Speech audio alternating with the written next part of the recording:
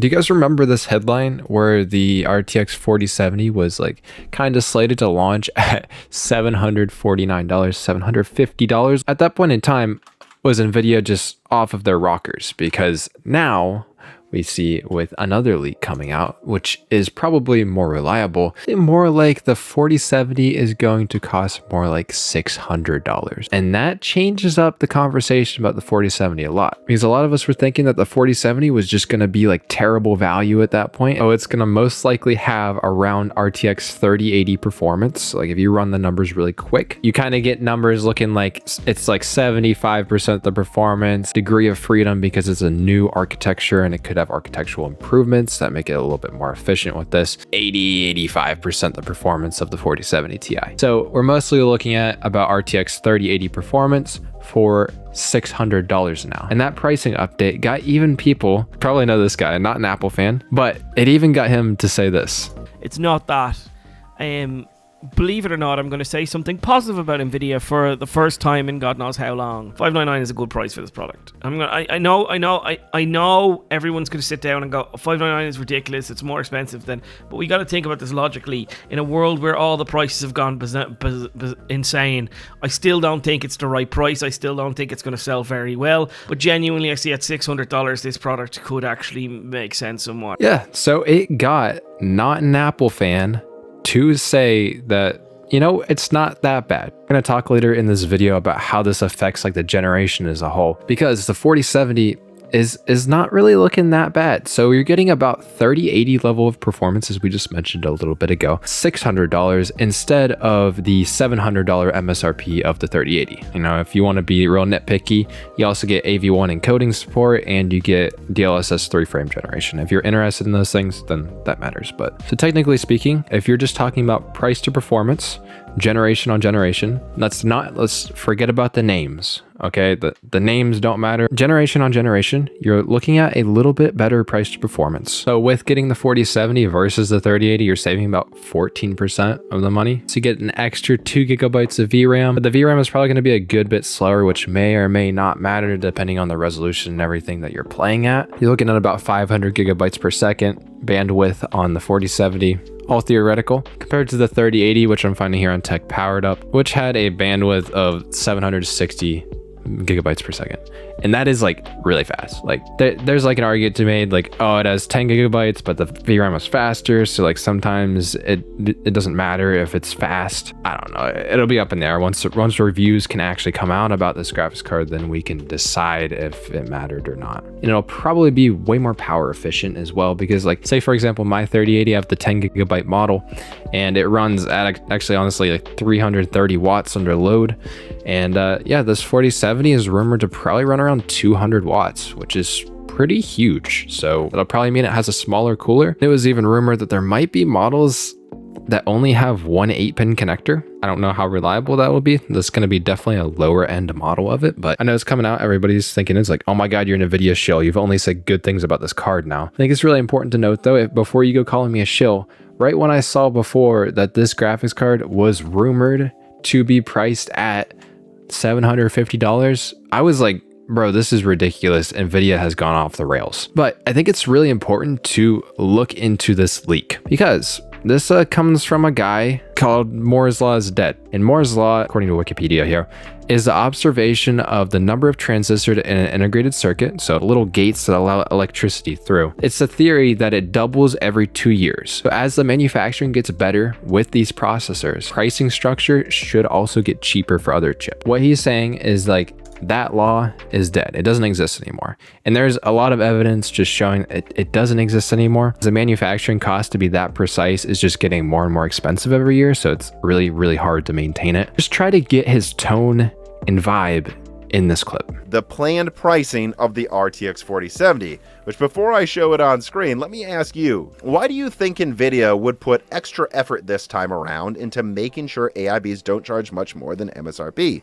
Do you think it's because Jensen Huang has found religion and has decided not to be greedy? No, let's be honest. Occam's razor would suggest that's the least likely scenario going on here. Okay, well, so then if greed is still around... Okay, so I remember that the premise going into this is that Nvidia is greedy. I'll tell you why, and let me put this quote on screen. It's because the RTX 4070, at least as of right now, is planned to have an MSRP that is so dangerously close to the 4070 Ti that if AIBs were to charge much more than MSRP, it would cost the same as a lot of 4070 Ti models. I am told that right now, Nvidia plans to launch the RTX 4070 on April 13th at $749.99. Let's just look at the quote first. And this says, Nvidia notified us, AIB, that cards are getting reviewed on April 12th and can't cost more than $749.99. That doesn't mean that they are $749.99. So this didn't really even confirm a price to begin with. The reason is probably because there's such a big gap that Nvidia may be thinking in the future that they might want to drop the price of the 4070 Ti eventually when sales slow down. Now, there's nothing confirmed about that. I'm just theorizing here. They want to leave room for that, and they don't want it to be like when people look up 4070 models, then they're getting that they see cards that are listed even to a discounted price on the 4070 Ti. And I have to be honest with all of you watching this. This did shock me. Trust me, it did. Probably as much as it's shocking you all right now. I actually got into arguments with a couple of my sources about if this could even possibly be true, because it just seemed like such an absurd price. But they all pushed back, and they all provided proof, and at the end of the day... He said that they all pushed back, and at the end of the day, and then he looks down.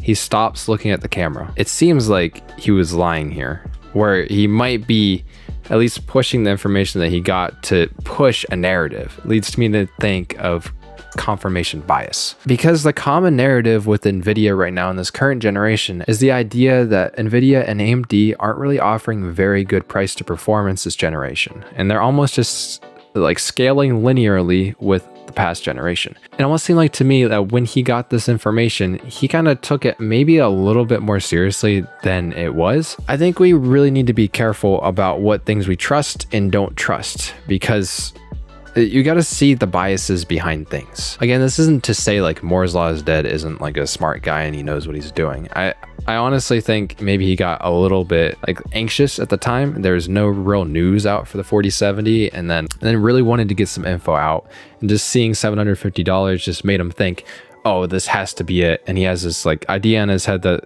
oh, it's going to be bad value, $750. But he does consistently put out some really good videos with good discussions baked into them. But it does really show to me where this generation is most likely trending. It's marginally better price to performance over the past generations. That's 3000 series and 6000 series from AMD. And that is because it's probably most likely a reset generation where they're trying to adjust their pricing and naming structure for what they want to do in the future. And this idea, say like where the 4070 is basically in a position now at like $600, where maybe like not that long ago was like an 80 class card.